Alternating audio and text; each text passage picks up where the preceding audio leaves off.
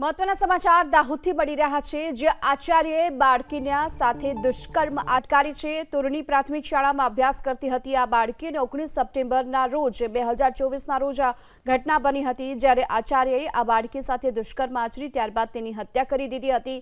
ત્યારે દાહોદના આચાર્ય ગોવિંદ નટને 10 વર્ષની સજા ફટકારવામાં આવી છે। તોરણી પ્રાથમિક શાળાનો આચાર્ય કે જેણે બાળકી સાથે દુષ્કર્મ આચર્યું હતું અને ત્યારબાદ તેની હત્યા કરી નાખી હતી।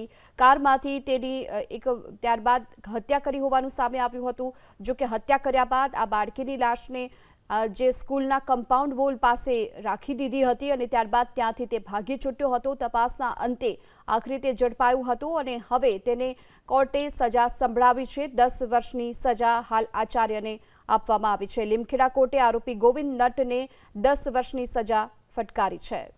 આ સાથે જ 2 લાખનો આજરોજ લીમખેડા એડિશનલ સેશન કોર્ટમાં નામદાર સાહેબે જે પોક્સો 41/22 નંબરનો કેસ હતો એનું જજમેન્ટ આજે આપતા તે કેસની ટૂંકમાં હકીકત એવી હતી કે તોયણી ગામ કે જે સિંગવડ તાલુકાની પાસે આવેલું છે અને તે ગામમાંથી છોકરી જ્યારે સ્કૂલમાં જતી ત્યારે પ્રિન્સિપાલ પોતે તેની સ્કૂલમાં લઈ જવા માટે છોકરીને સ્કૂલમાં તેની ગાડીમાં બેસાડેલી અને તે દરમિયાનમાં તેને તે દીકરી જોડે મોઢા અને ગુદાના ભાગે દુષ્કર્મ આચર્યું અને તેનું મર્ડર કર્યો તેવો કેસ હતો।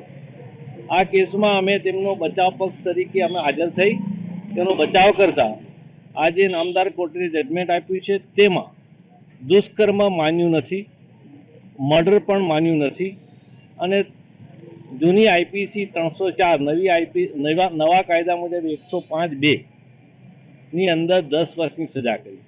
હજી પૂરેપૂરું જજમેન્ટ મેં વાંચ્યું નથી, પરંતુ હું નામદાર કોર્ટના જજમેન્ટથી સંતોષ એટલા માટે છું કારણ કે જે ચાર્જ દુષ્કર્મનો લગાવેલો અને પોલીસે સર્કમસ્ટેન્શિયલ એવિડન્સના આધારે દુષ્કર્મ માનીને દુષ્કર્મનો કેસ લાગુ પાડ્યો એ મને જરા અજુગતું લાગતું હતું અને તે બધા જ પુરાવા તોડતા અમે ડૉક્ટર્સનો એવિડન્સ તેમજ પોલીસના એવિડન્સ, પંચના એવિડન્સ આ બધા જ જોતા દુષ્કર્મનો કોઈ કેસ બનતો જ નહોતો, પરંતુ તપાસ કરનાર અધિકારીએ પાછળથી દુષ્કર્મની કલમ લગાવી પ્રિન્સિપાલની સામે એટલો ગંભીર ચાર્જ લગાવેલો કે જેમાં ફાંસીની સજા થાય।